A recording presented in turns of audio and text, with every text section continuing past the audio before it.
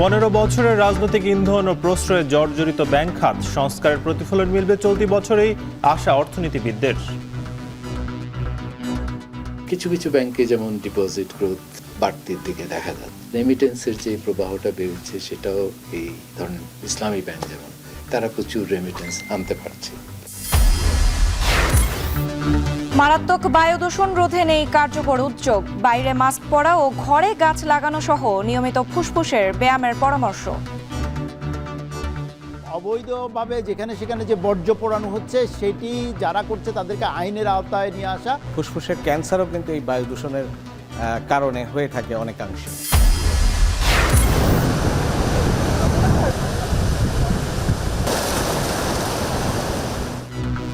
জোয়ার জলোচ্ছ্বাসে ক্ষতিগ্রস্ত কুয়াকাটা বেড়িবাঁধে ফাটলের শঙ্কা, ভাঙছে সৈকত, উন্নয়ন প্রকল্পের প্রস্তাবনা মন্ত্রণালয়ে। এবং করোনার পর নতুন ভাইরাস আতঙ্কে চীন জাপান, সর্দি কাশি শ্বাসকষ্ট নিয়ে হাসপাতালে ভিড়, বেশি ঝুঁকিতে বয়স্ক ও শিশুরা।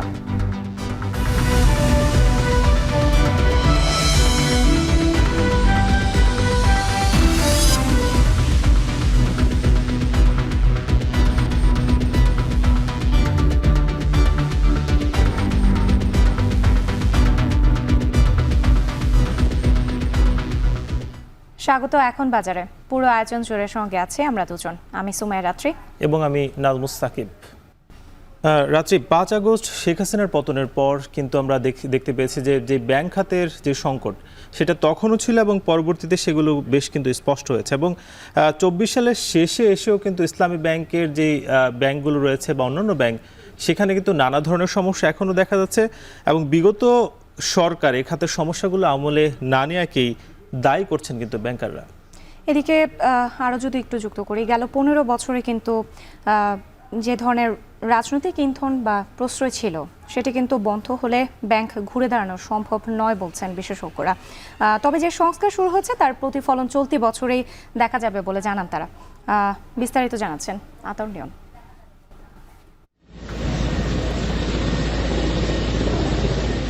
5 আগস্ট শেখ হাসিনা পতনের পর এস আলমের দখলে থাকা 6 ইসলামী ব্যাংক সহ বেশ কয়েকটি ব্যাংক তারল্য সংকটে পড়ে।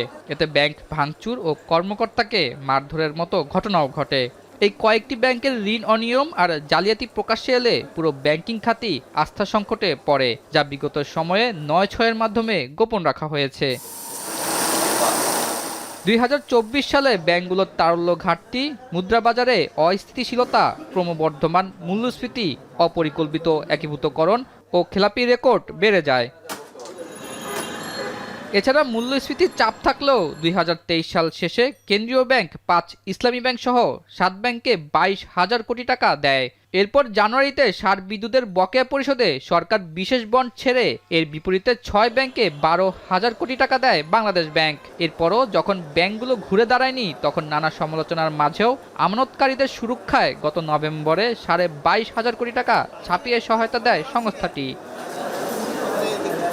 বিগত সরকারের নির্দেশনায় তৎকালীন গভর্নর আব্দুর রউফ তালুকদার দুর্বল ব্যাংক একীভূত করার উদ্যোগ নেয়। ফলে দুর্বল ব্যাংকগুলোর গ্রাহকরা নগদ টাকা তুলতে হুমড়ি খেয়ে পড়লে ব্যাপক অস্থিরতা দেখা দেয়। তবে রাজনৈতিক পট পরিবর্তনের পর বাতিল হয়ে যায় একীভূতকরণের সিদ্ধান্ত। বিগত সরকার ব্যবসায়ীদের সুবিধা দিতে 2020 সালে 6-9 সুদ হার বাস্তবায়ন করে। তবে গত মে মাসে IMF এর শর্ত পূরণে বাজারে ছেড়ে দিতে বাধ্য হয় কেন্দ্রীয় ব্যাংক। শেখ হাসিনার সরকার পুনঃতফসিল ও ঋণ অবলোপিত করে খেলাপিদের যে সুবিধা দিয়ে আসছিল তা বন্ধ হলে সবশেষ খেলাপি ঋণের পরিমাণ দাঁড়ায় প্রায় 3 লাখ কোটি টাকা। আর বিগত সময়ের গোপন করা ঋণ সামনে আসলে তার পরিমাণ দাঁড়াবে প্রায় 7 লাখ কোটি টাকা। তবে স্বৈরাচারী সরকারের পতনে আর্থিক খাতে অনিয়ম ও দুর্নীতি বন্ধের যে আশা জাগিয়েছে তাতে রেকর্ড পরিমাণ রেমিটেন্স এসেছে গত বছরে। বছরটিতে এসেছে প্রায় $27 বিলিয়ন প্রবাসী আয়। আর গত ডিসেম্বরে 6 বছরের মধ্যে সর্বোচ্চ রেমিটেন্স পাঠিয়েছে প্রবাসীরা। গত 15 বছরের শাসনামলে রাজনৈতিক হস্তক্ষেপ ও স্বার্থরক্ষা নীতির কারণে পুরোপুরি ধ্বংস হয়েছে ব্যাংকিং খাত, যার আসল চিত্র 2024-এর 5 আগস্টের পরে সামনে আসতে শুরু করে। সেক্ষেত্রে সংস্কার শুরু হওয়ার পরে লুটপাট থামলেও বিশেষজ্ঞরা বলছেন পুনরুদ্ধার ও নিয়ন্ত্রণ সংস্থার অবস্থান ঠিক না থাকলে এ খাত স্থায়ীভাবে ঘুরে দাঁড়ানো অনিশ্চিত হবে। সংকটে পড়া ব্যাংকগুলোর বিশেষ নিরীক্ষা, পাচার হওয়া টাকা ফিরিয়ে আনার উদ্যোগ এবং বিশ্বব্যাংক ও IMF এর সহায়তায় বাংলাদেশ ব্যাংকের সক্ষমতা বাড়ানোর উদ্যোগ নেয় সংস্থাটি। এসালম বেগজিমকো, সামিট বসুন্ধরা ও ওরিয়ন সহ বেশ কিছু গ্রুপের বিরুদ্ধে অর্থ পাচার ও অন্যান্য আর্থিক জালিয়াতি তদন্তে সরকারি টাস্ক ফোর্স গঠন করা হয়। বিগত সরকার রাজনৈতিক নানা ইন্ধন ও প্রশ্রয়ের কারণে এ খাতের ক্ষতির কোনো কথা আমলে নেয়নি বলে জানান এই ব্যাংকার। কথা বলেছে ব্যাংকিং সেক্টর নিয়ে, আইন চেঞ্জ করা নিয়ে কিংবা আইনের প্রয়োগ নিয়ে, এগুলিকে কখনো আমলে নেওয়া হয়নি, কারোর কথাই আমলে নেওয়া হয় না। আমরা তো অতি ক্ষুদ্র মানুষ, আরও অনেক দেশবরেণ্য যারা ব্যক্তিত্বরা আছেন তারাও এসব কথা বলেছেন, কিন্তু এগুলো কখনো আমলে নেওয়া হয় না। আমলে নেওয়া হয়নি কারণ কথা হচ্ছে যে এখানে ইন্ধন ছিল কিংবা প্রশ্রয় ছিল। এই প্রশ্রয়ের কারণে কিন্তু আজকে আমাদের ব্যাংকিং খাত এইখানে এসে পৌঁছেছে। অন্যদিকে যে সংস্কার শুরু হয়েছে তার প্রতিফলন চলতি বছরে দেখা যাবে বলে জানান এই অর্থনীতিবিদ।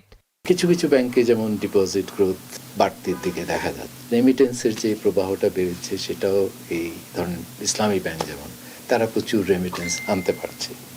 তাদের তো তারল্যের বড় সমস্যা আছে, সেখানে হয়তো কিছুটা অর্থনীতি যদি একটু ঘুরে দাঁড়ায় তাহলে সেখানে মার্কেট সলিউশন একটা চলে আসতে পারে। বিশেষজ্ঞরা বলছেন আগামীতে রাজনৈতিক প্রভাব মুক্ত রেখে বাধাহীনভাবে এ খাতের সঠিক পুনর্গঠন বাস্তবায়ন করতে হবে। সেই সাথে তথ্য গোপন রাখার ধারাবাহিকতা বন্ধ করে আইন পরিপালন নিশ্চিত করার তাগিদ দেন তারা। আতাউর নিয়ন, এখন, ঢাকা। সাকিব, আপনি কিন্তু জানেন বায়ু দূষণে ঢাকা বরাবরই এগিয়ে থাকে, তবে এবার বায়ু দূষণে অতীতের সব রেকর্ড কিন্তু ছাড়িয়েছে বাংলাদেশ। বায়ুমান 300-তে বিপজ্জনক হয়ে গেলেও গেল ডিসেম্বরে 4 দফা 800 অতিক্রম করেছে। বক্ষব্যাধি জটিল আকার ধারণ করলেও দেশে মৃত্যুহার বাড়ছে কিন্তু একই সাথে। নিয়ন্ত্রণে কিন্তু তেমন কোনো উদ্যোগ নেই আসলে। এবং এর সমাধান কি আসলে? বিশেষজ্ঞরা যেটা বলছেন যে বাইরে মাস্ক পরা, ঘরে গাছ লাগানো সহ যে ফুসফুসের ব্যায়াম রয়েছে এগুলোর মাধ্যমে কিছুটা হয়তো সমাধান পাওয়া যেতে পারে। এ নিয়ে একটি প্রতিবেদন রয়েছে, মুজাহিদ শুভ, সেটি দেখে আসবো। 60 পেরিয়ে শ্বাসকষ্টের জালে আটকে গেছেন নাসিমা আক্তার। সুস্থতার আশায় চাঁদপুরের মতলব থেকে এসেছেন ঢাকার জাতীয় বক্ষব্যাধি হাসপাতালে। ইটের ভাটা বেষ্টিত অঞ্চলে তিনি নিজেও লাকড়ি চুলায় রান্না করেছেন যুগের পর যুগ, যা তার ফুসফুসের কার্যক্ষমতাকে দুর্বল করেছে ধীরে ধীরে। এখন তো সারাদিন দিয়ে রাখি, বা 5-10 মিনিট খুলে রাখি, বা আধা ঘন্টা খুলে রাখি। 2023 সালে বায়ু দূষণে শীর্ষে থাকা বাংলাদেশ 24-এও 10 গুণ বেশি দূষণ নিয়ে দফায় দফায় শীর্ষে এসেছে। শুষ্ক মৌসুমে একাধিকবার বাতাসের মান সূচকে 300-র বেশি স্কোর নিয়ে চরম অস্বাস্থ্যকর নগরীর তালিকায় জায়গা করে নেয় ঢাকা। বায়ুমান 300-র বেশি খুবই অস্বাস্থ্যকর হলেও অতীতের সকল রেকর্ড ভেঙে 24-এর ডিসেম্বরে 800 অতিক্রম করেছে। এই পরিস্থিতি অতি বিপজ্জনক বা জরুরি অবস্থা ঘোষণার মতো, যদিও এসব নিয়ে মানুষের খানিক মাথা ব্যথা থাকলেও তা বন্ধে নেই কার্যকরী উদ্যোগ। মাস্ক ছাড়া যদি আপনি 2 মিনিট থাকবেন, 2 মিনিট থাকার পরে যখন আপনি কপ বা ছ্যাপ ফালাইবেন, ছাতে দেখবেন যে ধুলা আছে, এরপরে মনে করেন যে শ্বাসকষ্ট হয়ে যায়, কাশি হয়ে যায়।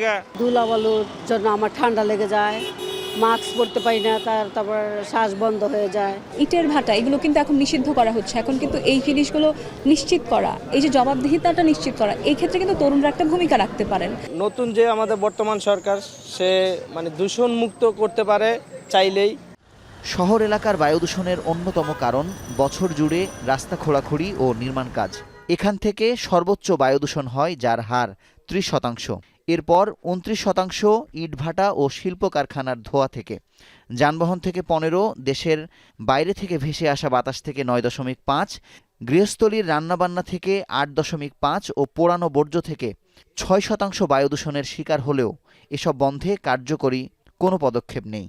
গত 12 বছর ধরে আমরা 1 থেকে 3-এর ভিতরে অবস্থান করছি অ্যাজ এ হোল বাংলাদেশ। ফিটনেসবিহীন যে যানবাহনগুলো আছে এগুলো তাৎক্ষণিকভাবে ফেজ আউট করার, দূষণকারী ইটের ভাটাগুলো বা অবৈধ ইটের ভাটাগুলোকে ইনস্ট্যান্টলি বন্ধ করে দেওয়া, অবৈধভাবে যেখানে সেখানে যে বর্জ্য পোড়ানো হচ্ছে সেটি যারা করছে তাদেরকে আইনের আওতায় নিয়ে আসা, শুধু জনবল ডেপ্লয় করে সেখানে সদিচ্ছা এবং আন্তরিকতার সহিত এই কাজগুলো করলে বায়ু দূষণটা অনেকাংশে কমে আসতো। চারপাশের দূষণের জালে আটকে দেশের মানুষের গড় আয়ু কমেছে প্রায় 7 বছর। বিশেষজ্ঞরা বলছেন মাত্রাতিরিক্ত বায়ু দূষণে ফুসফুসের রোগগুলো জটিল আকার ধারণ করছে। যাদের অ্যাজমা আছে তাদের অ্যাজমার তীব্রতা বেড়ে যায়, যাদের সিওপিডি আছে তাদের তীব্রতা বেড়ে যায় এবং বারবার জটিলতায় পড়ে, যাদের রোগ প্রতিরোধ ক্ষমতা কম আছে তাদের মধ্যে বারবার নিউমোনিয়া বা ফুসফুসের সংক্রমণ দেখা দেয়। আরও প্রচুর যক্ষ্মা রোগীর সৃষ্টি হয় এবং যক্ষ্মা সংক্রমণটা বেড়ে যায়। ইভেন ফুসফুসের ক্যান্সারও কিন্তু এই বায়ু দূষণের কারণে হয়ে থাকে অনেকাংশে। আমরা তো ট্রিটমেন্ট দেই, ট্রিটমেন্ট চালাইলে অ্যাটলিস্ট কিছু কিছু ডিজিজ আছে প্রোগ্রেসার হয় না, যেখানে আছে স্থিতি অবস্থায় থাকে। কাজে ইনসাইটিং ফ্যাক্টর যেটা কজ করে যেটা রোগটা, সেইটাকে আগে বাদ দিতে হবে। বিগত ৪৪ বছরে পৃথিবীতে বায়ু দূষণের কারণে প্রাণহানি হয়েছে ১৩ কোটি মানুষের, আর বাংলাদেশে ২০২১ সালে সর্বোচ্চ ২,৩৬,০০০ মানুষের প্রাণ গেছে, যদিও প্রকৃত সংখ্যা আরও অনেক বেশি। রাজনৈতিক অগ্রাধিকার বায়ু দূষণের ক্ষেত্রে যদি না দেয়া হয় এবং দূষণ রোধের সবগুলো পথ যদি বন্ধ না করা হয়, তাহলে ঘরে বসেই দেশের প্রতিটি নাগরিক মৃত্যু ঝুঁকিতে পড়বেন বলে আশঙ্কা করছেন বিশেষজ্ঞরা। মুজাহিদ শুভ, এখন ঢাকা। উত্তরের হিমেল হাওয়ায় বাড়ছে শীতের প্রকোপ, এতে দুর্ভোগে পড়েছে নিম্ন আয়ের মানুষদের। হাসপাতালগুলোতে বেড়েছে ঠান্ডা জ্বরে আক্রান্তের সংখ্যা। এ নিয়ে আরও জানাতে চুয়াডাঙ্গা থেকে যুক্ত হয়েছেন অনিক চক্রবর্তী ও যশোরে আছেন রিপন হোসেন। প্রথমে চলে যেতে চাই অনিকের কাছে। অনেক চুয়াডাঙ্গাতে গতকালকে আমরা দেখেছি 12.4 ডিগ্রি সেলসিয়াস বিরাজ করেছে, আজ 12.3 ডিগ্রিতে নেমে এসেছে। সেক্ষেত্রে তাপমাত্রা আরও কমার সম্ভাবনা রয়েছে কিনা এ নিয়ে আবহাওয়া অফিস কি বলছেন এবং ছিন্নমূল মানুষের কি অবস্থা জানাবেন।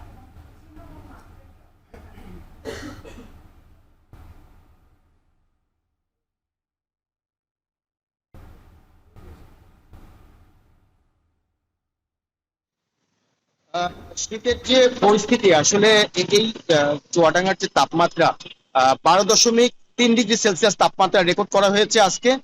ঘন কুয়াশায় কিছুক্ষণ আগে এই শহরের যে চারিপাশ সেটি কিন্তু আসলে ঢেকে গেছে। মুহূর্তের মধ্যে আসলে হঠাৎ করে এই কুয়াশার কারণে সড়কের যে যানবাহনগুলো চলছিল, সেই যানবাহনগুলো কিন্তু ইতিমধ্যে হেডলাইট জ্বালিয়ে আসলে চলাচল করছে। সাধারণ মানুষের উপস্থিতি সকালে কিছুটা থাকলেও আবারও সেটি কমে গেছে। সাধারণ মানুষের দুর্ভোগ আসলে চরম আকারে পৌঁছেছে। 12.3 ডিগ্রি সেলসিয়াস তাপমাত্রা কিছুটা বাড়লেও কুয়াশার কারণে আসলে এই দুর্ভোগটা আসলে সাধারণ মানুষের সৃষ্টি হয়েছে। আমি দেখেছি যে এই খড়কুটোর সাথে আগুন জ্বালিয়ে সাধারণ মানুষ আসলে শীত নিবারণের চেষ্টা করছে।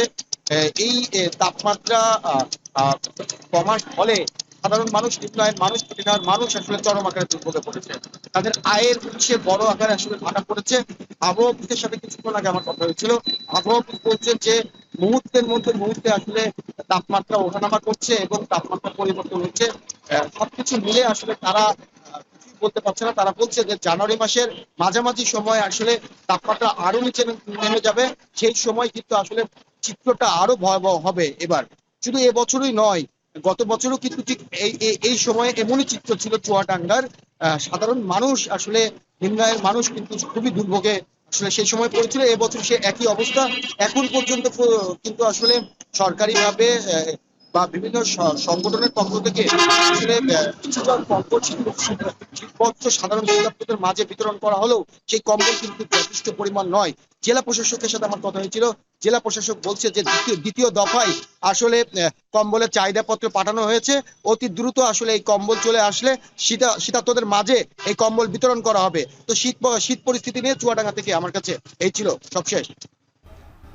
এবার চলে যেতে চাই যশোরে রিপনের কাছে। রিপন, আপনার কাছে জানতে চাই, এই যে শীতের যে প্রকোপ বাড়ছে সেই সাথে একই সাথে কিন্তু হাসপাতালগুলোতে রোগীর চাপও বাড়ছে, সেক্ষেত্রে রোগীদের কোনো চিকিৎসা নিতে দুর্ভোগ পোহাতে হচ্ছে কিনা?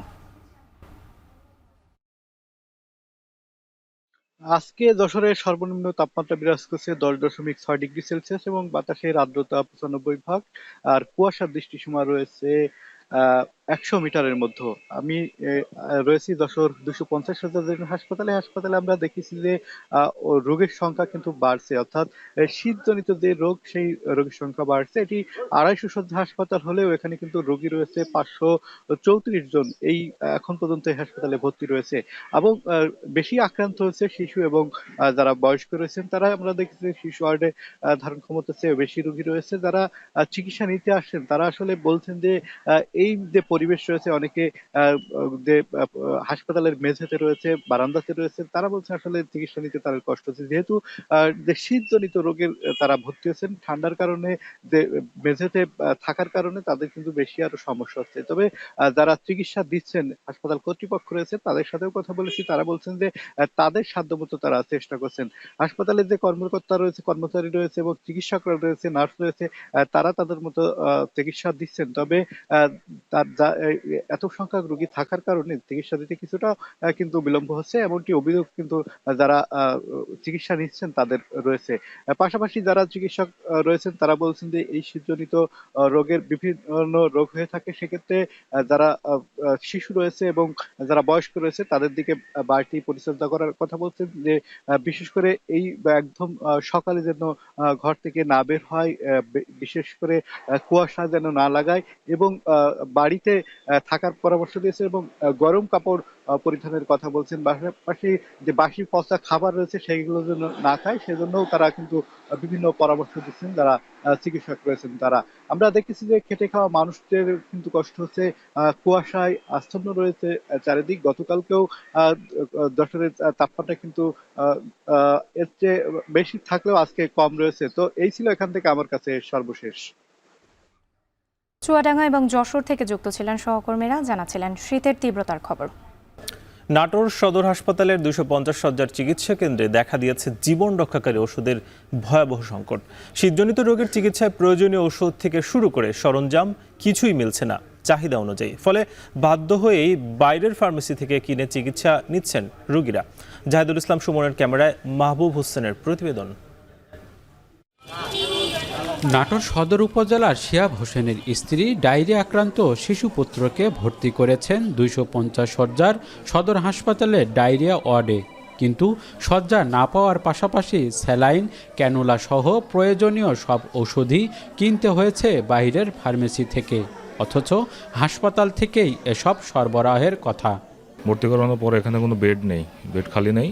এখন পরে ওনারা ওষুধ লিখে দিয়েছে, কিছু ওষুধগুলো বাইরে থেকে নিয়ে আসতে হয়েছে। এখানে কোনো ওষুধ নেই, ক্যানোলা পড়াইছি, ক্যানোলাও না। সদর হাসপাতালে নিয়ম অনুযায়ী 66 ধরনের ঔষধ সরবরাহের কথা থাকলেও বর্তমানে মাত্র 24 ধরনের ঔষধ মিলছে। ফার্মেসি থেকে অর্ধেকেরও কম ওষুধ দেওয়া হচ্ছে। ফলে ডায়রিয়া, সর্দি কাশি, শ্বাসকষ্ট বা সাধারণ জ্বরের রোগীদেরও গুনতে হচ্ছে বাড়তি টাকা। ভর্তি হওয়ার পরে ওরা প্রেসক্রিপশন করে দিল, ওই ওষুধগুলো আমরা বাইরে থেকে কিনে আনলাম, আর ওরা শুধু একটা স্যালাইন দিচ্ছে। ডাক্তার মোটামুটি 6টা ওষুধ লিখে দিচ্ছে, তার মধ্যে 3টাই হচ্ছে নেই, আছে গ্যাস আর হচ্ছে ভিটামিন, এছাড়া কোনো ওষুধই নেই। এখানে যেমন প্যারাসিটামল, জিঙ্ক, এগুলো সিরাপ আমাদের আছে। বাইরের যেগুলো সেগুলো তো লিখে দিতেই হবে আমাদের, যেটা আদৌ কখনো আসে নাই সেটা তো লিখে দিতেই হবে। সময় মতো দরপত্র আহ্বান না করায় এ সংকট তৈরি হয়েছে। তবে দ্রুত সমাধানে 5 কোটি টাকার দরপত্র আহ্বান করা হয়েছে বলে জানান জেলার সিভিল সার্জন। এই সংকটটি অতি দ্রুত 10 থেকে 15 দিনের ভিতরেই সমাধান হয়ে যাবে বলে ইনশাআল্লাহ আমরা আশা করছি যে সবভাবে এটি পরিপূর্ণভাবে আমাদের রোগীদের সেবার জন্য ওষুধ সহ সমস্ত সেবা পরিপূর্ণভাবে আমাদের হাসপাতালে চালু হওয়া সম্ভব হবে। এদিকে প্রতিদিন এই হাসপাতালে 2 শতাধিক বহির্বিভাগের রোগী ও অনুমোদিত শয্যার 4 গুণ রোগী চিকিৎসা নেন। তাই ঔষধ সরবরাহ স্বাভাবিক করতে দ্রুত পদক্ষেপের দাবি ভুক্তভোগীদের। মাহবুব হোসেন, এখন নাটোর। সাকিব, আপনি জানেন প্রতি বছরই প্রাকৃতিক দুর্যোগে কিন্তু বিভিন্ন স্থান ক্ষতিগ্রস্ত হচ্ছে এবং কুয়াকাটায় বেড়িবাঁধের বিভিন্ন স্থান ইতিমধ্যেই ক্ষতিগ্রস্ত হয়ে গেছে। বিভিন্ন প্রাকৃতিক দুর্যোগে এসব স্থানে সবসময় কিন্তু একটা ফাটলের শঙ্কা দেখা যায়।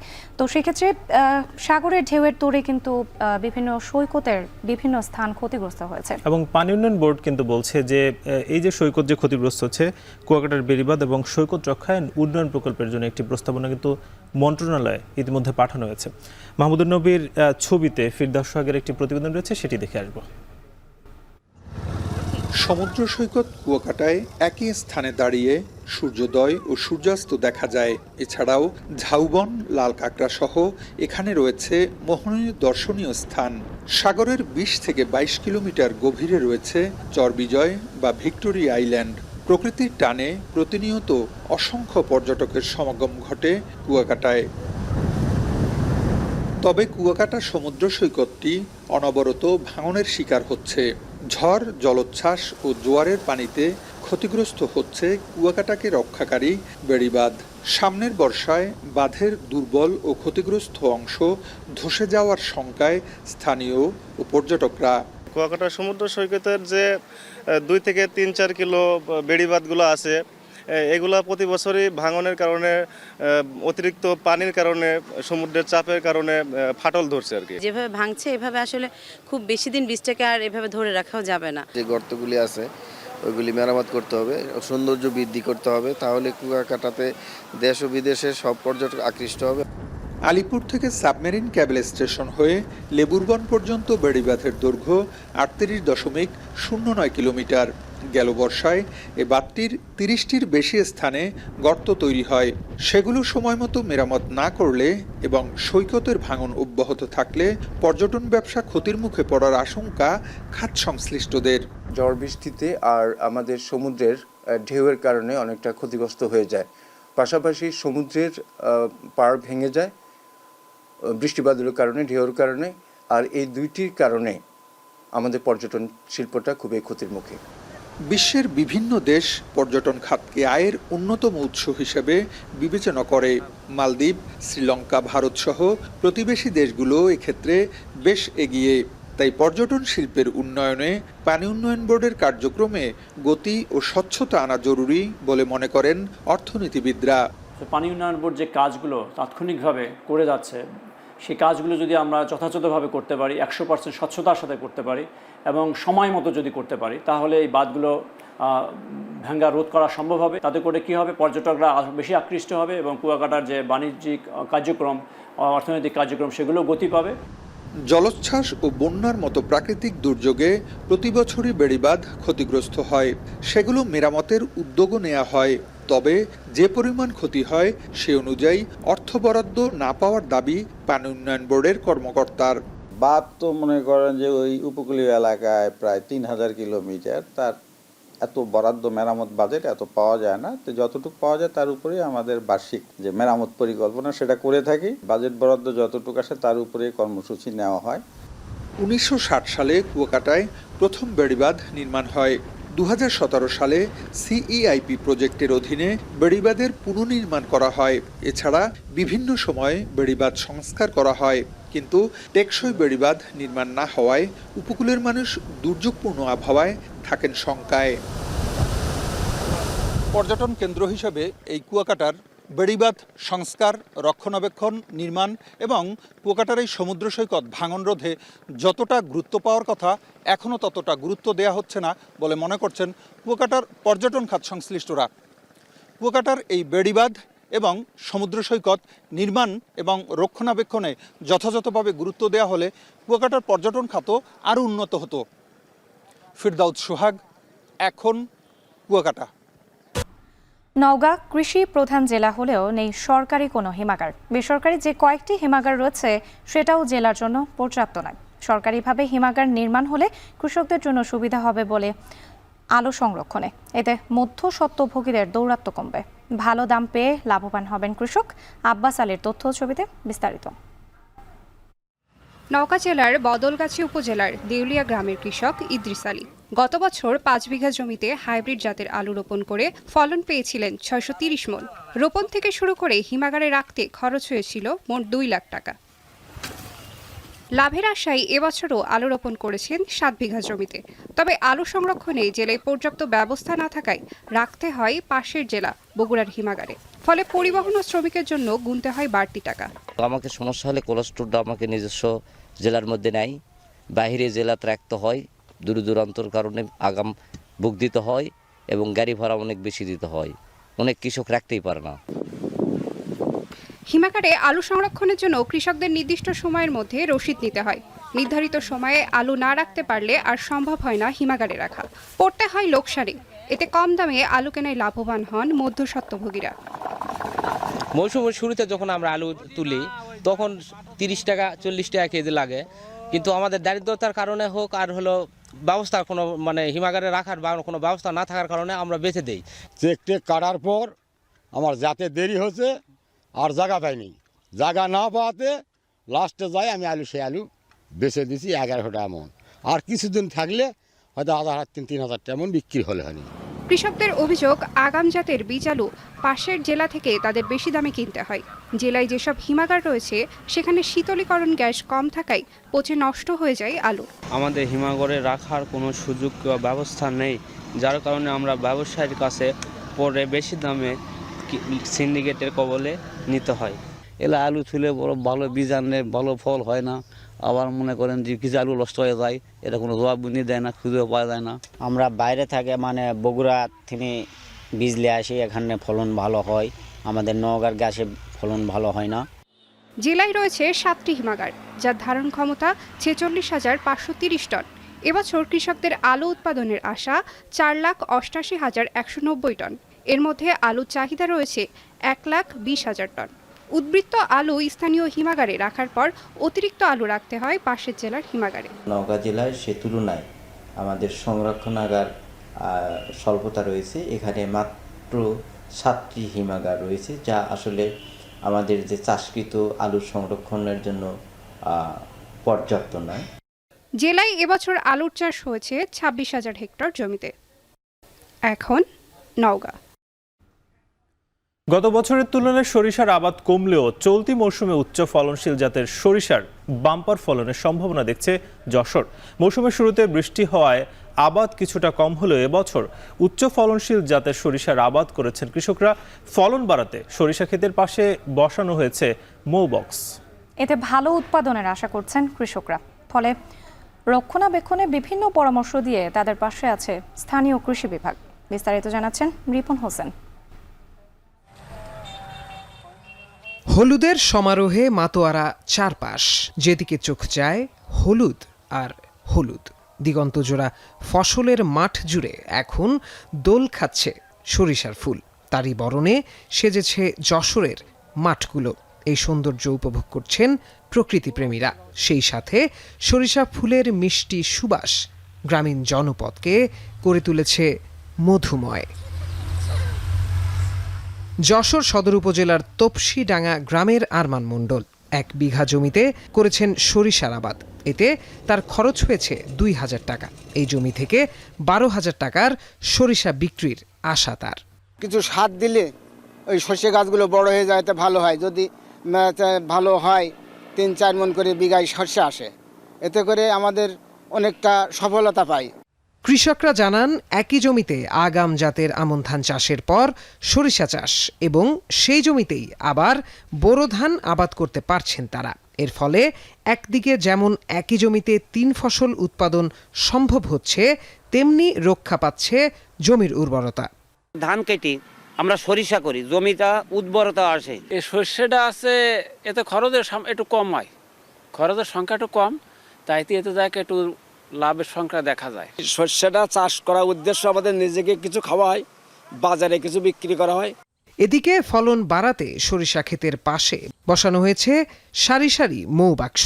ফুলে ফুলে মৌমাছির মধু আহরণের ফলে সরিষার পরাগায়ন ক্ষমতা বাড়ায়, উৎপাদন ভালো হয়। অন্যদিকে মধু বিক্রি করেও আসে বাড়তি আয়। সরিষার ক্ষেত্রে উপকারটা হচ্ছে মৌমাছি ফসলে পরাগায়ন করে এবং উপকারী প্রাণী, এটা ক্ষতিকারক প্রাণী না। এই যে ফসল পরাগায়ন করবে আপনার 40% ফসল বেশি হবে সেই ফসলের। আমাদের পালিত মৌমাছি এখন বাংলাদেশের অনেক মানুষের, অনেক পরিবারের বেকারত্ব দূর করেছে। এবছর কৃষকরা উচ্চ ফলনশীল জাতের সরিষা আবাদ করেছেন। এতে করে চাষ কম হলেও উৎপাদন হবে বেশি। চাষাবাদে কৃষকদের সব ধরনের সহযোগিতার কথা জানান এ কৃষি কর্মকর্তা। আমরা আশাবাদী যে আমাদের অনেকটাই উৎপাদনের দিক দিয়ে আমরা পুষিয়ে নিতে পারবো। যদিও আবাদ কমাইছে, তবে আশা করছি আমরা কৃষকদের পরামর্শ দিচ্ছি যাতে তারা সঠিকভাবে পরিচর্যা করে এবং আমরা এই যে উপসিজিটা বেশি হয়েছে এর মাধ্যমে যাতে আমরা উৎপাদনটা ঠিক রাখতে পারি, এ বিষয়ে আমরা সবসময়ের জন্য কৃষকদের পাশে আছি এবং বিভিন্ন ধরনের পরামর্শ দিয়ে যাচ্ছি। গত বছর 31,580 হেক্টর জমিতে সরিষার চাষ হলেও চলতি মৌসুমে 25,255 হেক্টর জমিতে আবাদ হয়েছে, যা থেকে সরিষা উৎপাদনের লক্ষ্যমাত্রা নির্ধারণ করা হয়েছে 30,300 মেট্রিক টন। এখন যশোর। করোনার পর এবার নতুন এক ভাইরাসের আতঙ্ক ছড়িয়ে পড়েছে। এরই মধ্যে দ্য হিউম্যান মেটানিউরোভাইরাস বা HMV এর প্রাদুর্ভাব বেড়েছে চীন ও জাপানে। করোনার মতো উপসর্গ এই ভাইরাসে আক্রান্তরা ভুগছেন গুরুতর শ্বাসকষ্টে। ভাইরাসটি করোনার মতো ভয়াবহ আকার ধারণ করতে পারে বলে সতর্ক করেছেন স্বাস্থ্য বিশেষজ্ঞরা। আরও জানাচ্ছেন তানভীর জনি।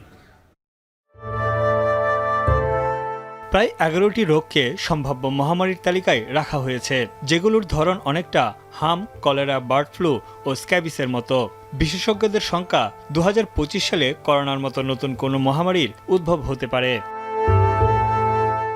এরই মধ্যে HMPV নামক ভাইরাসের প্রাদুর্ভাব চিন্তায় ফেলেছে চিকিৎসক ও জনস্বাস্থ্য বিশেষজ্ঞদের। ইনফ্লুয়েঞ্জা ধাঁচের এই ভাইরাসে চীন ও জাপানে আক্রান্তের সংখ্যা বাড়ছে। ভাইরাসটি করোনার মতোই ভয়াবহ আকার ধারণ করতে পারে বলে সতর্ক করেছেন স্বাস্থ্য বিশেষজ্ঞরা। It is not something to worry about. It is not a new mutation. It is not causing serious illness right now. But what we have to pay attention is the at-risk groups like the elderly and the infants. সামাজিক মাধ্যমে ছড়িয়ে পড়া ভিডিওতে দেখা যায় চীনের হাসপাতালগুলোতে রোগীদের উপচে পড়া ভিড়। করোনার প্রাদুর্ভাবের সময় একই পরিস্থিতি দেখা গিয়েছিল। সবচেয়ে ঝুঁকিতে দেশটির শিশু ও বয়স্ক ব্যক্তিরা। যদিও এখন পর্যন্ত বিশ্ব স্বাস্থ্য সংস্থা বা চীন সেরকম কোনো সতর্কতা জারি করেনি। Global health emergency. জাপানের অবস্থাও একই রকম। চলতি মৌসুমে দেশটিতে ঠান্ডাজনিত সংক্রমণ ছড়িয়েছে 7 লাখেরও বেশি মানুষের মধ্যে। এই পরিস্থিতিতে আগে থেকেই সতর্ক ভারত। শ্বাস প্রশ্বাসজনিত সমস্যায় দ্রুত চিকিৎসকের পরামর্শ নেওয়ার নির্দেশ দিয়েছে দেশটির স্বাস্থ্য বিভাগ। সেই সঙ্গে হাসপাতাল ও চিকিৎসকদেরও প্রস্তুত থাকতে বলা হয়েছে। The general precautions that we use against all respiratory infections, which means in case somebody has cough and cold, he should avoid coming in contact with a lot number of people so that the infection does not spread. And while using a distinct hanky or towel for coughing and sneezing. HMPVর উপসর্গ অনেকটা করোনার মতোই। জ্বর, নাক বন্ধ, কাশি বা শ্বাসকষ্ট দেখা দিলেও ক্রমেই তা জটিল আকার ধারণ করতে পারে। এই ভাইরাস হাঁচি ও কাশির মাধ্যমে ছড়ায়। এমনকি হাত মেলানো বা স্পর্শ করা থেকেও এই রোগ ছড়াতে পারে। HMPV ভাইরাসের উপস্থিতি পাওয়া গিয়েছিল প্রায় 2 দশক আগে। যদিও এখন পর্যন্ত এর টিকা আবিষ্কার হয়নি। করোনার মতো এই ভাইরাসের ক্ষেত্রেও একই সতর্কতা মেনে চলার পরামর্শ দিয়েছেন চিকিৎসকেরা। তানভীর জনি, এখন বিশ্ব। নতুন বছরের শুরুতে শীত জেঁকে বসেছে সৌদি আরবে। এর মধ্যে স্থানীয় বাজারে বেড়েছে শীতের কাপড়ের বেচাকেনা। বেশ কয়েকটি দোকানে চলছে মূল্য ছাড়। এবার শীতের প্রকোপ বেশি থাকায় লাভের আশায় আছেন ব্যবসায়ীরা। সৌদি আরব থেকে মোহাম্মদ জাহাঙ্গীর আলম হৃদয়ের তথ্যছবিতে বিস্তারিত। রাজধানী রিয়াদের বাতাসসহ প্রায় প্রতিটি শহরেই জমে উঠেছে গরম পোশাকের বাজার। পাইকারি ও খুচরা ব্যবসায়ীরা ব্যস্ত সময় কাটাচ্ছেন। শীতের পোশাক কিনতে শপিং মলের তুলনায় ফুটপাতের দোকানে বেশি ভিড় করছেন ক্রেতারা। অনেক দোকানে ঝুলছে মূল্য ছাড়ের স্টিকার। শীতের বিভিন্ন ধরনের কাপড়ে আছে ছাড়ের ব্যবস্থা। 3 শতাধিক দোকানে বেচাকেনা চলছে শীতের পোশাকের। স্থানীয় ব্যবসায়ীরা বলছেন এবার শীত বাড়ায় তাদের বিক্রিও বেড়েছে। লাভের অঙ্ক দ্বিগুণ হওয়ার আশা করছেন তারা। সত্য হওয়ার কারণে মোটামুটি কম্বল এবং কি শীতের যে জাম্পার, জ্যাকেট, এগুলো মোটামুটি সেল মোটামুটি আগের তুলনায় অনেক ভালো বাড়ছে। শীতের সকল পণ্য আলহামদুলিল্লাহ সকল ধরনের পণ্য আছে, যেমন জ্যাকেটস আছে, সোয়েটার আছে, প্লাস মাফলার আছে, উইন্টার টুপি আছে, ইভেন আপনার লেডিস, জেন্টস, গার্লস, বয়েজ সব কিছু আমাদের এখানে পাওয়া যায় এবং সুলভ মূল্য। আগে আমাদের এখানে সেল ছিল বাংলা টাকায় 50-60 হাজার এরকম। এখন বর্তমানে সেল বেড়ে সেটা হচ্ছে 1 লাখ প্লাস। দোকানগুলোতে জ্যাকেট, কার্ডিগান, সোয়েটার, মাফলার, মাথার টুপির সঙ্গে কম্বল বিক্রি হচ্ছে সবচেয়ে বেশি। এই শীত মৌসুমে প্রতিটি দোকান থেকে আয় হবে 2 থেকে 3 লাখ টাকা। এখন সৌদি আরব। মাঠে গড়ানোর অপেক্ষায় বিপিএল এর দ্বিতীয় পর্ব ঢাকা ছেড়ে ইতিমধ্যে দলগুলো পাড়ি দিয়েছে সিলেটে। 6 জানুয়ারি থেকে 13 জানুয়ারি পর্যন্ত মোট 12টি ম্যাচ অনুষ্ঠিত হবে শহরটিতে। এরই মধ্যে শুরু হয়েছে টিকিট বেচাকেনা। বরাবরের মতো এবারও দর্শকদের প্রত্যাশা সিলেটে আরও উপভোগ্য হবে বিপিএল। সিলেট থেকে সন্দীপন শুভের প্রতিবেদন, ছবি তুলেছেন সেলিম মিয়া। সিলেট ইন্টারন্যাশনাল ক্রিকেট স্টেডিয়ামে রং তুলির আঁচড় আর সাজসজ্জার ব্যস্ততায় স্পষ্ট বোঝা যাচ্ছে বাংলাদেশের সবচেয়ে জনপ্রিয় ক্রিকেট প্রিমিয়ার লিগ বিপিএলের সিলেট পর্ব দরজায় কড়া নাড়ছে। রাজধানী ঢাকা মাতিয়ে এবার বিপিএলের যাত্রা চায়ের শহর সিলেটে। সিলেট পর্বকে সামনে রেখে মাঠ তৈরি, প্যাভিলিয়নের রং তুলির কাজ, সাজসজ্জা সহ সকল প্রস্তুতি প্রায় সম্পন্ন করেছে কর্তৃপক্ষ।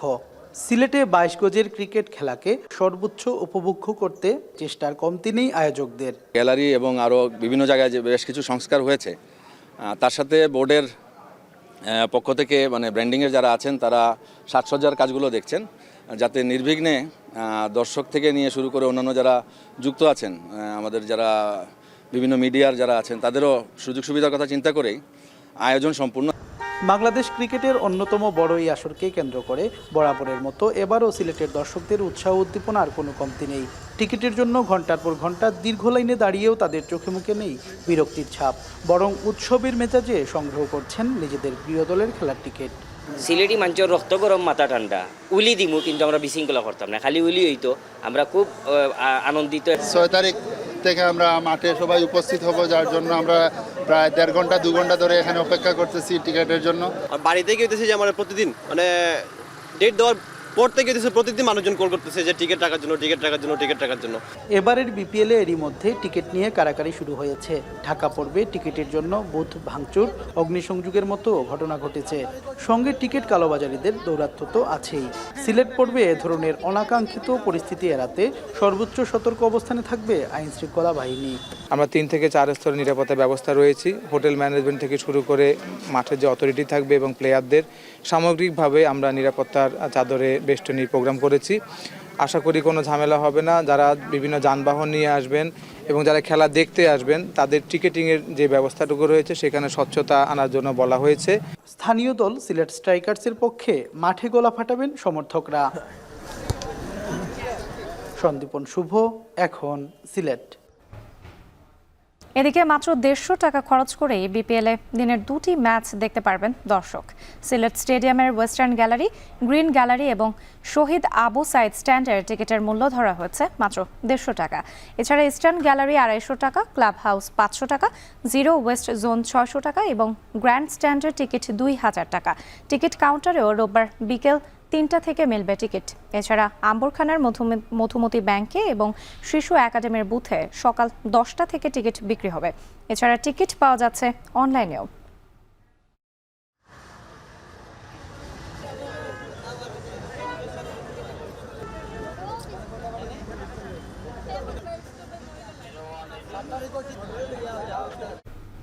শেষ করছি এখন বাজার, তবে তার আগে শিরোনামগুলো আরও একবার। 15 বছরের রাজনৈতিক ইন্ধন ও প্রশ্রয়ে জর্জরিত ব্যাংক খাত, সংস্কারের প্রতিফলন মিলবে চলতি বছরেই, আশা অর্থনীতিবিদদের। কিছু কিছু ব্যাংকে যেমন ডিপোজিট গ্রোথ বাড়তির দিকে দেখা যাচ্ছে, রেমিটেন্সের যে প্রবাহটা বেড়েছে সেটাও এই ধরনের ইসলামী ব্যাংক যেমন তারা প্রচুর রেমিটেন্স আনতে পারছে। মারাত্মক বায়ু দূষণ রোধে নেই কার্যকর উদ্যোগ, বাইরে মাস্ক পরা ও ঘরে গাছ লাগানো সহ নিয়মিত ফুসফুসের ব্যায়ামের পরামর্শ। অবৈধভাবে যেখানে সেখানে যে বর্জ্য পোড়ানো হচ্ছে সেটি যারা করছে তাদেরকে আইনের আওতায় নিয়ে আসা। ফুসফুসের ক্যান্সারও কিন্তু এই বায়ু দূষণের কারণে হয়ে থাকে অনেকাংশে।